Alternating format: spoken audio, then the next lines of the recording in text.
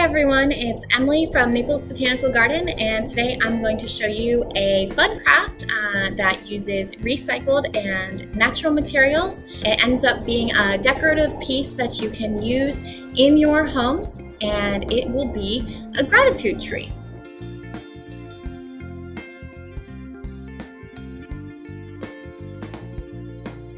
In my day-to-day life, I find it's really easy to get caught up and forget all of the wonderful things that surround me. And when I walk by my gratitude tree, it prompts me to sit down and kind of take inventory of the incredible people, things, and experiences in my life and just be a little more appreciative overall.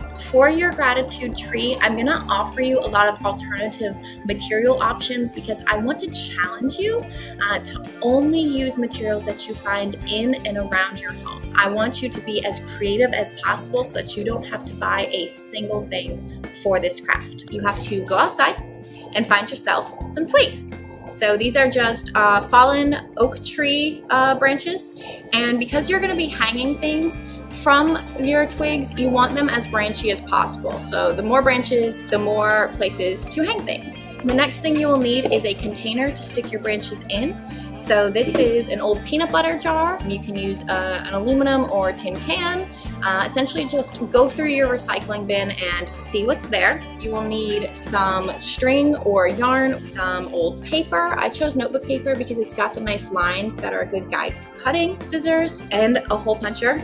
And then you're going to need something to stick in your jar so that when you put the twigs in, they don't kind of just roll around. Floral foam works really well as a filler. I don't have any, so instead, when I was collecting my twigs, I grabbed some rocks from outside my front door. And once you have all of your materials, the next step is to decorate your jar. So this is where you get to be really creative with what you have. So I've got a couple examples, but feel free to do whatever your heart desires. You can paint your jar with some nice acrylics.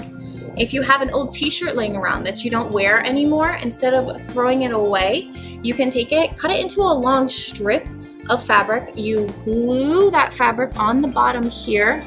Then you wrap it around your jar, you glue up the side seam with some hot glue, and then you glue it one more time on the inside of the lip of the jar to kind of tack it down.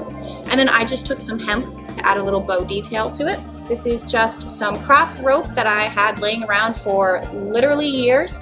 So I glued it to my old peanut butter jar. I added the yarn as a nice little bow detail. And so once you have your jar decorated, the next step is your filler. So I took the smaller rocks and I actually put them in already. There's a kind of a base lining down on the bottom of this jar. And now I'm going to take my twigs and I'm going to arrange them. And now that I have it to where I like, whoops, I'm just going to wedge it in with the larger rocks. So now it's nice, it's wedged into place the way I want it. And the last step is to make your notes of gratitude. So I like to keep a pile of both paper and string handy, pre-hole punched typically, next to my gratitude tree so I can just sit down, write my note, and be good to go. So this is today's note of gratitude. So then I take it and I simply hang it on my gratitude tree. If you have multiple people in your family utilizing your gratitude tree, put your initials or your name. You can also add the date so you remember what you were grateful for when. When your gratitude tree is full, you can take them all off and then store them somewhere safe, kind of sit down and have a moment of reflection, reading over all of your notes, and then simply start over filling it back up. So I hope you enjoyed our gratitude tree craft. I hope that you have lots of things in your lives to be grateful for, and remember to be well and stay planted.